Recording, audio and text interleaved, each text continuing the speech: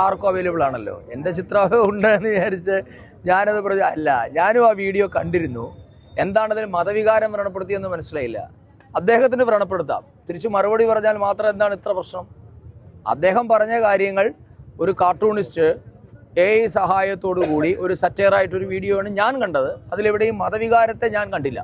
അദ്ദേഹം പറഞ്ഞ കാര്യങ്ങൾ റെപ്ലിക്കേറ്റ് ചെയ്തിട്ടുണ്ട്, അതിനെ എക്കോ ചെയ്തിട്ടുണ്ട്. അത് ഏതൊരു ആളുടെയും പൗരൻ്റെയും ധർമ്മമാണ്, കടമയാണ്, അവകാശമാണ്.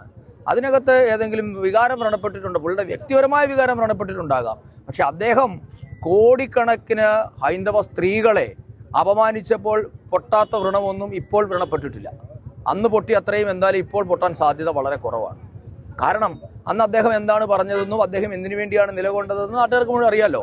എന്തായാലും ഞാൻ ആ വീഡിയോ കണ്ടതാണ്. അദ്ദേഹം പറഞ്ഞ പ്രകാരത്തിലുള്ള എന്തെങ്കിലും വികാരം വ്രണപ്പെടലുണ്ടോ, ഏതെങ്കിലും മതമുണ്ടോ എന്നൊന്നും ഞാൻ കണ്ടിട്ടില്ല. അന്ന് നടന്ന വലിയൊരു രാഷ്ട്രീയ വിവാദമായിരുന്നു അത്. ആ വിവാദം ഒരു AI സാങ്കേതിക വിദ്യയോടുകൂടി ഒരു സറ്റയറായി ചിത്രീകരിച്ചിരിക്കുന്നു മാത്രമാണ് എൻ്റെ ശ്രദ്ധയിൽപ്പെട്ടത്. ബാക്കി കാര്യങ്ങൾ നടക്കട്ടെ.